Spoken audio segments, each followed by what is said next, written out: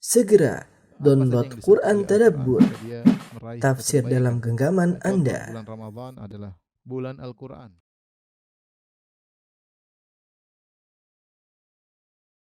Bismillahirrahmanirrahim. Assalamualaikum warahmatullahi wabarakatuh. Alhamdulillahi ala ihsanih wa syukru lahu ala taufiqihi wa amtinani wa asyhadu an la ilaha illallah wahdahu la syarika lahu ta'ziman li sya'nih wa asyhadu anna Muhammadan abduhu wa rasuluhu da'ila ridwani. Allahumma salli alaihi wa ala alihi wa ashabihi wa ikhwani. Para jamaah, para pemirsa yang dirahmati oleh Allah Subhanahu wa taala, kita masih melanjutkan bahasan kita dari kitab Sahih Al-Bukhari dan kita masih dalam bab-bab berkaitan tentang sutrah dalam salat, ya. Setelah kita bahas ada khilaf di kalangan para ulama tentang apakah memutuskan salat jika seorang sedang salat kemudian dilewati oleh wanita yang sudah balik, atau dilewati oleh himar, atau dilewati oleh anjing hitam, ya. Maka ada yang mengatakan salat terputus dan jumhur mengatakan tidak, ya. Jumhur mengatakan tidak, kalaupun dilewati oleh tiga hal tersebut maka hanya mengurangi pahala, ya. Adapun Aisyah radhiyallahu taala anha, beliau telah berpendapat bahwasanya tidak ada yang bahwasanya wanita tidak memutuskan salat seseorang. Wanita tidak memutuskan salat seseorang, dan beliau berdalil dengan kondisi beliau ketika Nabi sallallahu alaihi wasallam sedang salat, maka beliau berada di depan Nabi sallallahu alaihi wasallam, kemudian beliau dalam kondisi horizontal, kemudian Aisyah radhiyallahu anha keluar pelan-pelan, ya. Keluar pelan-pelan kemudian lewat di depan Nabi sallallahu alaihi wasallam, ya. Tentu ini pendapat Aisyah radhiyallahu anha dan ini dipilih oleh banyak ulama.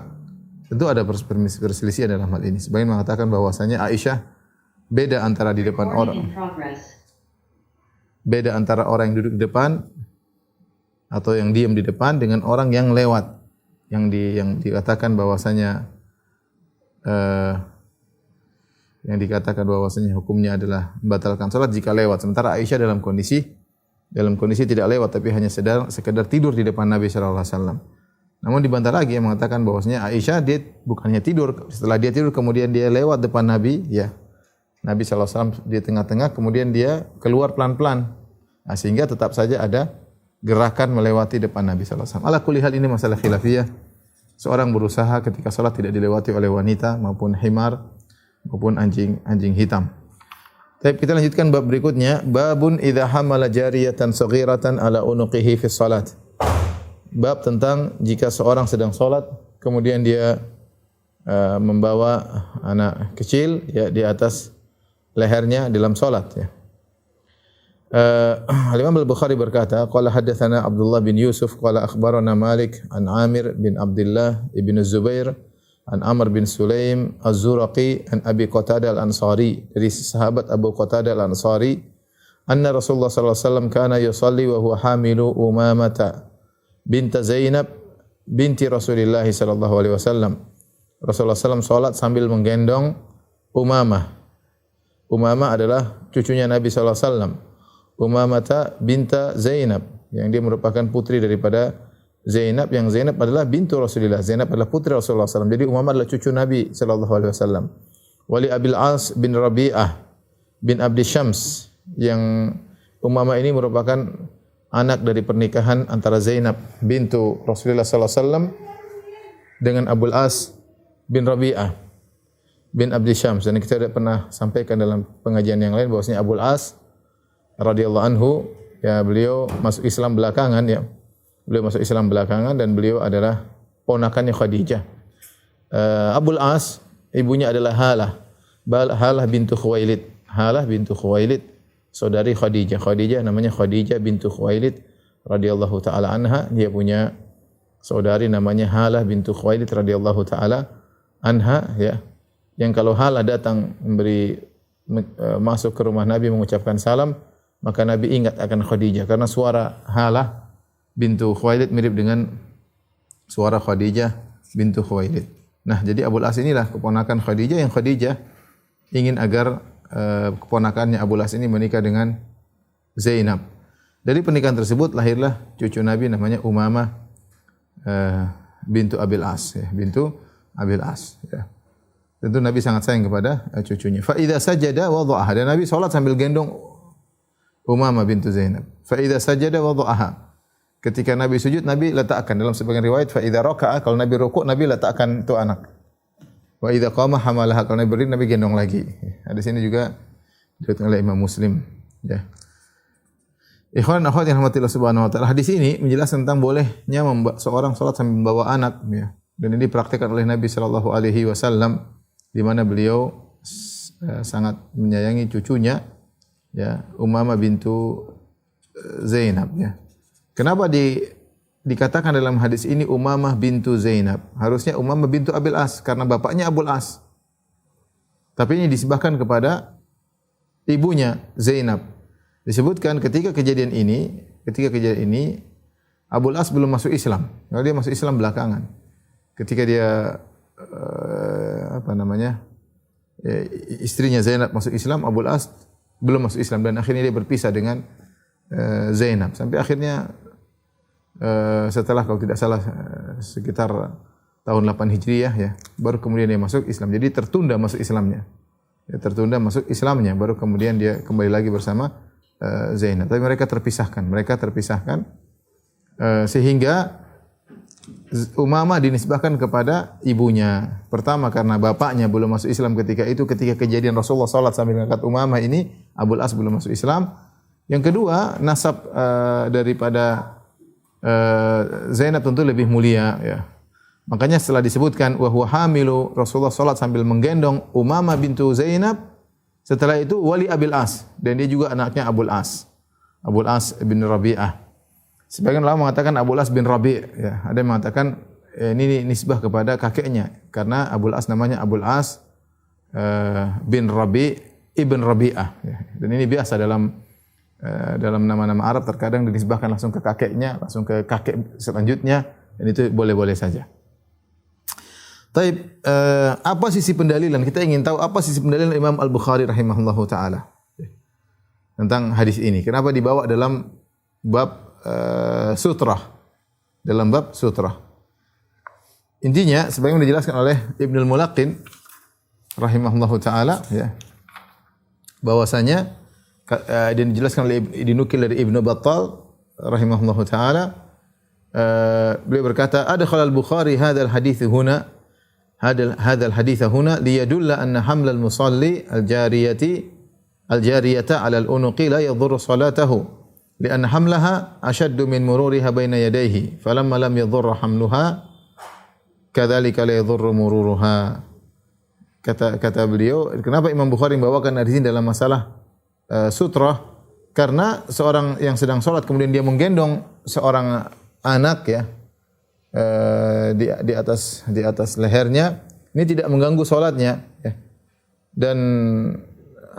Dan bahwasanya menggendong itu lebih berat lebih parah daripada sekedar anak itu lewat. Karena kalau Nabi gendong, kemungkinan dia bisa lewat, dia bisa muter-muter di Nabi, ya.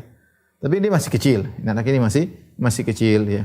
Maka lewatnya anak tersebut, ya, tidak mengapa, ya, tidak beri mudarat kepada salat Nabi sallallahu alaihi wasallam. Jadi membab kias, ya. Kalau gendong aja tidak mengapa, balik di depan, kemudian taruh lagi, kemudian angkat lagi, ya. Apalagi anak itu hanya sekedar lewat. Tapi ini anak kecil, tidak jadi masalah, ya. Kalau memang bisa tidak melewat depan kita lebih baik, ya. Tetapi kalau ada keperluan harus menggendongnya, maka tidak jadi masalah, dan ini keringanan dari syariat sebagaimana dipraktikkan oleh Nabi sallallahu alaihi wasallam. Ini semua menunjukkan bahwasanya rahmat Nabi sallallahu alaihi wasallam salat sambil bawa anak. Dan ini menunjukkan bolehnya kita salat bawa anak, ya. Dan dalam beberapa hadis Rasulullah SAW pernah menggendong Umamah bintu Abil As. Kemudian Nabi SAW juga pernah sholat, kemudian dia dinaiki lehernya ketika sedang sujud, dinaiki oleh Hasan atau Husain, atau dinaiki oleh Hasan, sambil menjadikan Nabi kakeknya seperti kuda-kudaan, sampai Nabi SAW memperpanjang sholatnya. Sampai sebagian sahabat perawi, dia angkat kepalanya, kok enggak bangkit-bangkit dari sujud, dia angkat, ternyata dia lihat Nabi sedang ada anak kecil naik di atasnya. Sampai Nabi SAW ditanya, ya Rasulullah, innaka atalta sujudak, engkau telah memperlama sujudmu, ya. Innaka qad sajadta sajdatan atalta fiha. Kau telah melakukan sujud yang panjang di situ, ya. Hal uhiya ilaika, ya. Apakah ada wahyu yang turun kepada engkau, am hadatsa syai' atau sesuatu yang telah terjadi? Kata Nabi sallallahu alaihi wasallam, kullu dzalika lam yakun, tidak terjadi apa-apa, walakin ibni hadza irtahalani, tapi cucuku ini tadi dia menjadikan aku kuda-kudaan. Fakarihtu an uajjilahu hatta yaqdiya hajatahu. Maka aku enggan untuk menyuruh dia segera turun dari leherku sampai dia menyelesaikan kesenangannya, ya. Jadi Nabi biarkan Hasan naik di atas. Nabi sedang sujud, dia naik di atas lehernya, kemudian jadikan Nabi sebagai kuda-kudaan. Nabi biarin aja.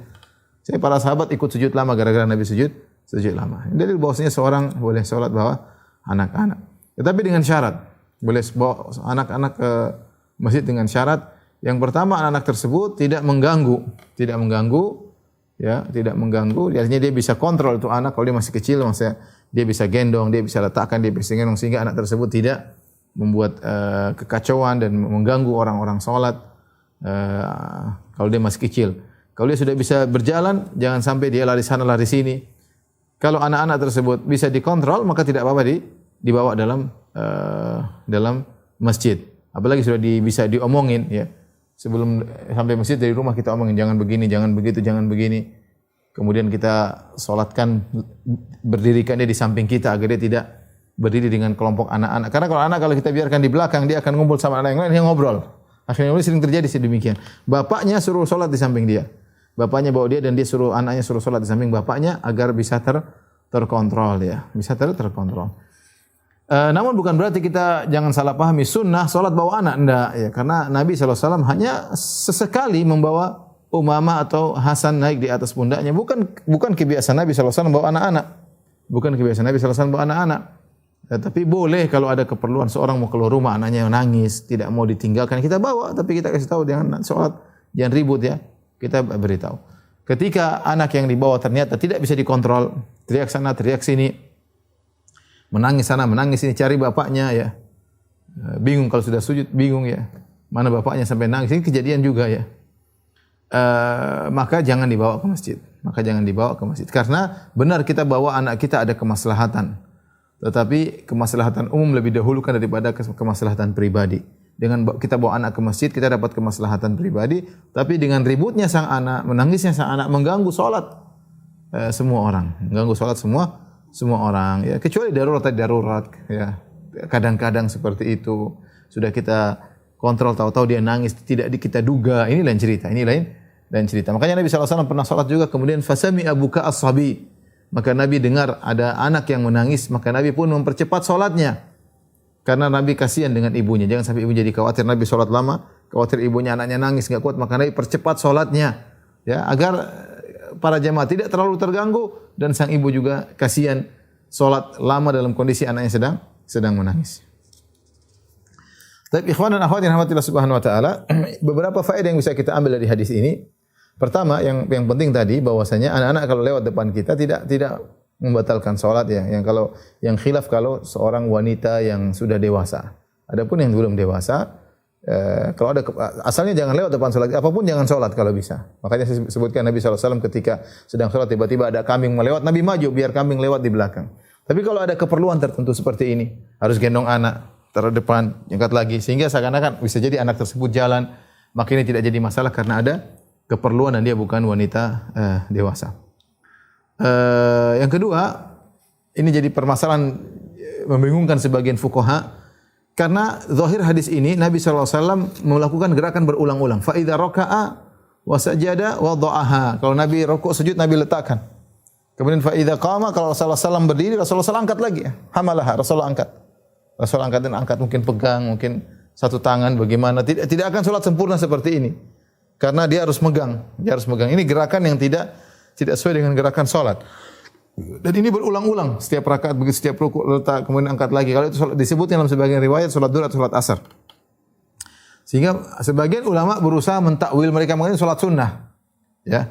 Dan kita punya kaidah yuktafar li sholati sunnah ma la yuktafar fi sholati sunnah ma la yuktafar fi nafl ma la yuktafar fil fariidhah. Banyak perkara-perkara di sunnah yang dimaafkan yang tidak dimaafkan untuk salat wajib. Contohnya salat sunnah boleh duduk, ya meskipun mampu berdiri boleh duduk. Dan salat sunnah bisa tidak menghadap kiblat, ya apalagi dalam perjalanan safar. Ya, berbeda dengan salat wajib. Ya, namun ternyata mereka menyatakan ini Nabi sedang salat sunnah, ini dibantah oleh para ulama. Karena datang dalam riwayat Nabi sedang salat zuhur atau asar. Jadi Nabi sedang jadi imam.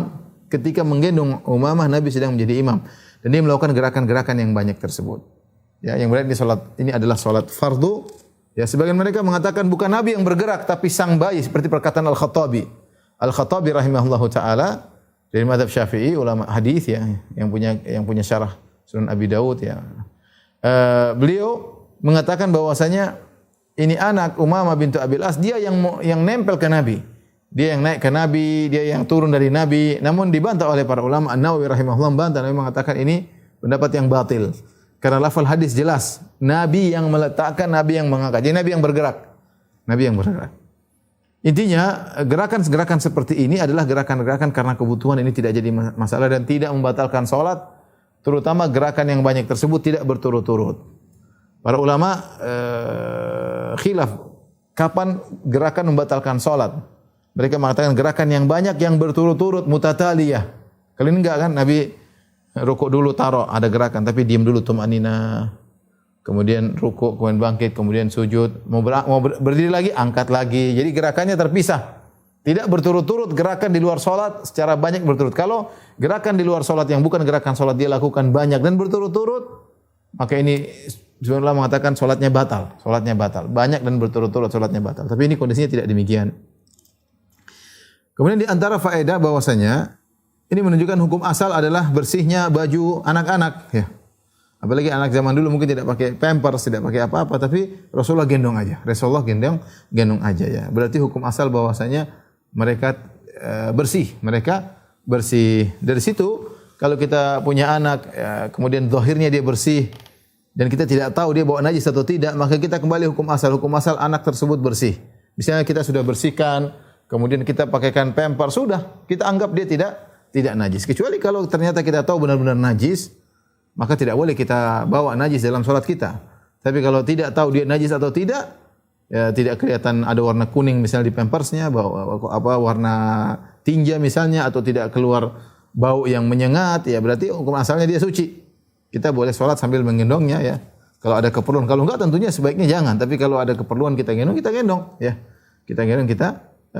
Adapun kalau kita tahu sudah ada warna kotoran di pampersnya misalnya atau keluar bau yang menunjukkan di sini ada kotoran, maka tidak boleh karena kita enggak boleh salat sambil bawa najis ya. Kemudian juga dalil bahwasanya tawadhu'nya Nabi sallallahu alaihi wasallam, di mana Nabi sallallahu alaihi wasallam kasih sayang kepada anak-anak sampai dia bawa anak tersebut sampai salat di hadapan para sahabat, bawa anak tersebut. Dan ini berlaku sama dalam salat fardu atau salat fardhu atau salat sunnah, salat nafil.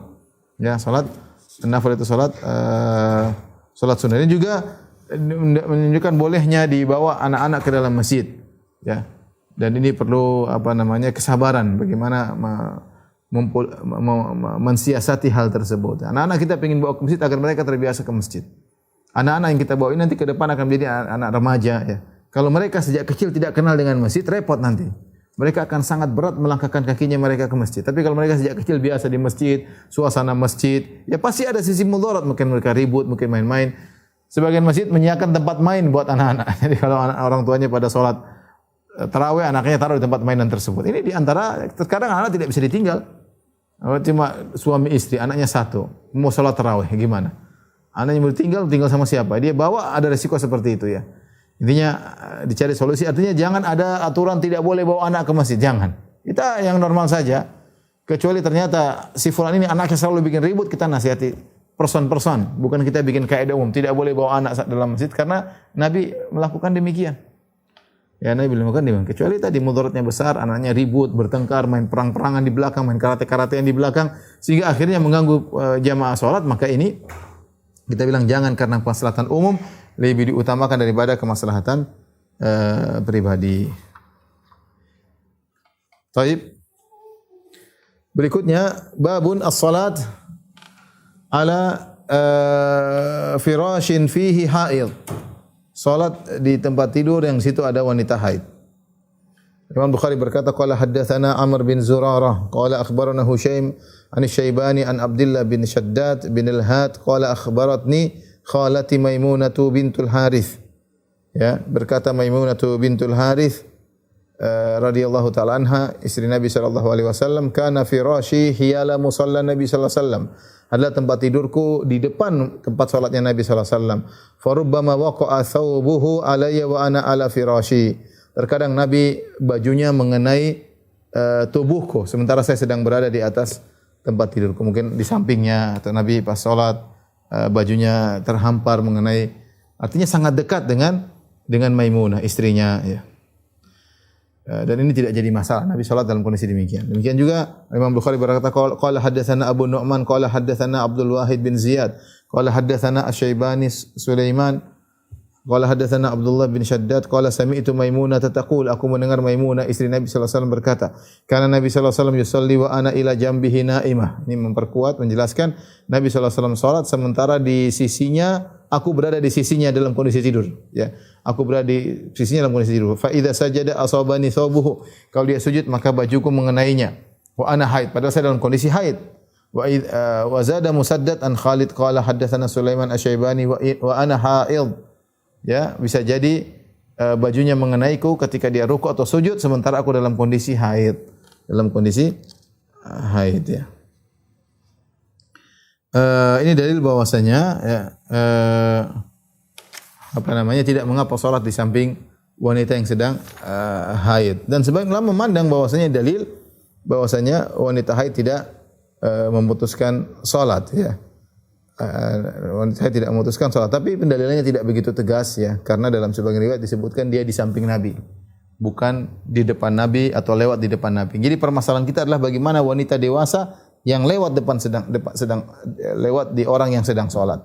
Dua pendapat mengatakan batal salatnya karena ini salah satu dari tiga yang membatalkan salat, wanita haid, himar, dan anjing hitam. Jumhur mengatakan tidak. Kalaupun terjadi demikian hanya mengurangi pahala salat, tidak membatalkan. Wallahu a'lam bishawab, ya. Wallahu a'lam bishawab. Tapi kita lanjutkan. Babun hal yaghmizu ar-rajulu imra'atahu inda sujudi likay yasjud. Bab apakah seorang lelaki menyentuh istrinya ketika dia hendak sujud supaya dia bisa sujud. Sudah kita jelaskan, hadisnya sudah lewat. Rasulullah SAW kalau mau sujud maka dia menyentuh kaki Aisyah agar dilipat karena space tidak ada, sehingga Aisyah melipat kakinya sehingga Nabi bisa sujud, ya. Ini hadis telah lalu. Imam Bukhari berkata qala hadatsana Amr bin Ali qala hadatsana Yahya qala hadatsana Ubaidillah qala hadatsana Al-Qasim an Aisyah radhiyallahu ta'ala anha, dari Aisyah radhiyallahu anha qalat, dia berkata bi sama adaltumuna bil kalbi wal himar, sungguh buruk sikap kalian menyamakan kami para wanita dengan anjing dan himar. Laqad ra'aituni wa Rasulullah sallallahu alaihi wasallam yusalli, sungguh aku melihat diriku, pernah terjadi aku salat dan aku melihat diriku sementara Rasulullah sallallahu alaihi wasallam salat wa ana muttaji'atun bainahu wa bainal qiblah, sementara aku berbaring, aku posisinya di antara Nabi dengan kiblat. Fa idza arada an yasjuda ghamaza rijli, ya.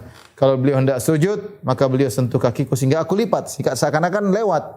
Aku lipat sehingga Nabi punya space untuk sujud. Nabi punya space untuk sujud. Fa idza arada an yasjuda ghamaza rijlayya faqabaltuhuma. Kalau Nabi ingin sujud, Nabi sentuh kakiku maka aku pun melipat kedua kakiku sehingga Nabi bisa sujud, ya. Ikhwan akhwat yang rahmatillah subhanahu, ini dalil yang cukup kuat bahwasanya lewatnya seorang wanita di depan lelaki tidak membatalkan salat sebagaimana dipahami oleh Aisyah radhiyallahu taala anha. Kita sampai pada hadis yang terakhir dalam bab sutrah, ya, dalam bab sutrah. Nah, bab berikutnya adalah bab tentang waktu-waktu salat, ya. Bab al-mar'ah tatrahu 'anil musalli syai'an minal adza. Bab tentang seorang wanita menghilangkan dari seorang yang sedang salat sebagian kotoran. Ada kotoran di tubuh orang sedang salat, dia pindahkan, dia buang, ya. Maksud dari hadis ini nanti kisah tentang bagaimana Nabi sedang salat kemudian diganggu. Kemudian Fatimah datang, Fatimah membersihkan kotoran dari pundak Nabi. Nabi sedang sujud. Nah, kalau Fatimah membersihkan kotoran dari pundak Nabi, ada kemungkinan Fatimah lewat depan Nabi. Nabi sedang sujud misalnya, Fatimah datang mengersih. Nabi bisa jadi Fatimah bersihkan lewat depan, apalagi posisinya di pundak. Ya, tentu dia bisa lewat depan Nabi dan tidak jadi masalah. Ya, ini yang mendapat sebagian ulama bahwasanya tidak. Ini ada yang mengatakan sudah mansuh, enggak ada berlaku lagi bahwasanya wanita membatalkan salat khimar, tidak ada, karena Aisyah melakukan demikian atau maksudnya hanya mengurangi ya. Wallahu alam bisawab ya. Ini pendalilan. Saya bacakan hadisnya, namun saya ingin sampaikan bahwasanya dalil ini dari sisi sejarah ini terjadi ketika Nabi belum berhijrah. Ketika Nabi belum berhijrah itu di Mekah. Imam Al-Bukhari berkata, qala haddatsana Ahmad bin Ishaq As-Surmari qala haddatsana Ubaidullah bin Musa qala haddatsana Israil an Abi Ishaq an Amr bin Maimun an Abdullah qala, dari Abdullah bin Mas'ud radhiyallahu taala anhu ketika di awal Islam. Qala bainama Rasulullah sallallahu alaihi wasallam qa'imun yusalli indal Ka'bah, ketika Rasulullah SAW sedang sujud di sisi Ka'bah. Wa jam'u Quraisyin fi majalisihim, dan orang Quraisy sedang nongkrong di tempat majelis mereka dan mereka lihat Nabi sedang salat. Idz qala qailun minhum, tiba-tiba salah seorang dari mereka berkata, dan Ibnu Mas'ud hadir ketika itu. Tiba-tiba salah seorang dari mereka berkata, ala tanzuruna ila hadzal mura'i? Tidak kalian melihat ini laki yang cari muka, maksudnya Muhammad sallallahu alaihi wasallam. Ayyukum yakumu ila jazuri ala fulan fayamidu ila farthiha wa damiha wa salaha fayaji'u bihi thumma yumhiluhu hatta idza sajada wada'ahu baina katifai. Siapakah di antara kalian yang mau pergi ke tempat pemotongan unta keluarga fulan? Ya, ini ada orang tukang cari muka ini, Muhammad ini murai, cari muka. Ya, siapa yang bisa ambil kotoran di tempat penyembelihan unta yang dimiliki oleh Bani Fulan atau si Fulan, keluarga Fulan? Fayamadu ila farthiha wa damiha, ambil itu kotorannya dan ambil darahnya, ya, wasalaha, dan isi perutnya. Fayaji'u bi, kemudian bawa ke sini dan tunggu, tsumma yumhiluhu, dan tunggu sampai jika Muhammad sudah sujud baru letakkan di atas pundaknya. Fan ba'atha ashqahum, maka bangkitlah orang yang paling celaka di antara mereka yang akan mengeksekusi ide cemerlang setan tersebut ya. Dialah Uqbah bin Abi Mu'aid. Ya, Uqbah bin Abi Mu'aid ini penjahat besar ya, yang meletakkan kotoran di atas pundak Nabi ketika Nabi sedang sujud. Falamma sajada Rasulullah sallallahu alaihi wasallam wada'a baina yadi, maka dia pergi, dia ambil, dan Nabi salatnya lama. Dia pulang ke tempat fulan tersebut, dia ambil isi kotoran unta. Kemudian ketika Nabi sallallahu alaihi wasallam sedang sujud, wada'a baina katifai, maka Nabi sedang sujud diletakkan di atas dua tulang belikat Nabi sallallahu alaihi wasallam, di antara dua pundak. Letakkan di situ. Nabi sedang sujud. Tentu ini adalah sikap penghinaan yang luar biasa. Ya, kemudian kata Ibnu Mas'ud, wa thabata Nabi sallallahu alaihi wasallam, Nabi tetap saja sujud. Nabi kalau berdiri maka kotoran semakin tumpah di Masjidil Haram. Nabi tetap saja bertahan dan dia sujud. Fadhahiku hatta mala ba'dhum ila ba'dhin min ad-dhahik, maka mereka tertawa sampai badan mereka miring-miring saking tertawa terbahak-bahak. Lihat Nabi seperti itu. Mereka bahagia banget lihat Nabi dikerjain. Mereka bahagia Nabi sedang salat taruh kotoran sehingga Nabi tidak bisa berdiri. Nabi sujud terus lama. Fantalaqa muntaliqun ila Fatimah, maka ada orang pergi menuju Fatimah, putri Nabi sallallahu alaihi wasallam. Wa hiya Juwairiyah, dan ini masih gadis muda, ya, masih gadis remaja. Ya. Kata sebagian ulama bisa jadi yang melaporkan adalah Ibnu Mas'ud sendiri. Nabi tidak menyebutkan namanya karena yang menyaksikan peristiwa ini Ibnu Mas'ud. Dia lihat Nabi diletakkan, dia tidak bisa apa-apa, dia tidak punya kabilah yang bisa menolong dia. Beda kalau Abu Bakar, beda kalau Utsman, beda kalau Ali, mereka akan berusaha menolong. Tapi Ibnu Mas'ud tidak mampu. Dia tidak punya kabilah yang bisa membela dia. Ya, karena dia datang ke kota Mekah ya. Maka ada yang lapor, bisa jadi yang melapor ini adalah Ibnu Mas'ud sendiri. Dia lapor kepada Fatimah, ayahmu sedang salat. Kemudian diletakkan kotoran di atas pundaknya. Ya. Fa aqbalat tas'a, maka Fatimah pun segera datang. Wa thabata Nabi sallallahu alaihi wasallam sajidan hatta alqathu anhu. Nabi tetap sujud, tidak bergeming, tetap sujud sementara putrinya datang membersihkan kotoran-kotoran dari tubuh ayahnya. Dan ini perkara yang sangat menyedihkan bagi seorang dai. Ketika gangguan tersebut tidak hanya cukup sampai pada dia, tapi berlanjut kepada anak dan istrinya. Yang diganggu Nabi SAW, tapi yang sedih putrinya Fatimah. Bagaimana dia mau tega lihat ayahnya dalam kondisi demikian? Dia kenal betul siapa ayahnya, kemudian sedang sholat, diganggu, diletakkan kotoran di atas pundaknya. Ini sangat menyedihkan Nabi, karena yang mendapat efek bukan cuma sang dai, tapi ternyata anaknya juga dapat efek. Istrinya mungkin bisa dapat efek. efek buruk. Sementara mereka tertawa-tertawa sampai tertawa terbahak-bahak sampai badan mereka miring-miring saking benar-benar terbahak-bahak dalam tertawa, tenggelam dalam tawa, bahagia dengan kesengsaraan orang lain. Sampai akhirnya Fatimah membersihkan kotoran itu semua. Hatta alqathu anhu, semua kotoran dipindahkan. Wa aqbalat alaihim tasubbuhum. Kemudian setelah dia pindahkan kotoran dari ayahnya, dia pun menghadap kepada orang kafir, dia maki-maki orang kafir tersebut. Falamma qada Rasulullah SAW salat, ketika Rasulullah selesai salat, qala Rasulullah SAW angkat tangan. Dalam sebagian riwayat Rasulullah angkat tangan. Rasulullah berdoa dengan suara yang keras supaya didengar oleh mereka. Kata Rasulullah SAW, Allahumma alaika bi Quraisy, ya Allah binasakan Quraisy. Mereka orang Quraisy di situ lagi ketawa ketiwi. Mereka langsung diam mendengar doa Nabi. Allahumma alaika bi Quraisy, ya Allah hancurkan Quraisy. Allahumma alaika bi Quraisy. Ya. Subhanallah, mereka tahu berdoa di sisi Ka'bah dikabulkan dan mereka mengaungkan Ka'bah. Orang Quraisy ini bingung. Ya. Tsumma samma, menyedihkan lagi, Nabi sebutkan orang Quraisy dengan nama-namanya. Kata Nabi SAW, Allahumma alaika bin Amr bin Hisham. Ya Allah binasakanlah Amr bin Hisham, maksudnya Abu Jahal. Wa Utbah bin Rabi'ah. Ya Allah binasakan Utbah bin Rabi'ah. Wa Syaibah bin Rabi'ah, dan binasakanlah Syaibah bin Rabi'ah. Wal Walid bin Utbah, binasakan Walid bin Utbah. Wa Umayyah bin Khalaf, yaitu majikannya Bilal. Wa Uqbah bin Abi Mu'aid, yang meletakkan kotoran di atas pundak Nabi SAW. Umar bin Walid. Ini tokoh-tokoh yang sedang tertawa terpingkal-pingkal ketika melihat Nabi salat dan kotoran di atas pundaknya. Qala Abdullah, kata Abdullah bin Mas'ud setelah meriwayatkan di sini, beliau berkata, "Fa wallahi laqad ra'aituhum sar'a yauma badrin thumma suhibu ilal qalibi badr." Sungguh demi Allah, aku telah melihat mereka seluruhnya binasa dalam perang Badar. Ya, kemudian mayat-mayat mereka digeret dimasukkan dalam sumur, yaitu sumur yang ada di Badar. Tsumma qala Rasulullah sallallahu wa utbi'a ashabul qalib la'nah.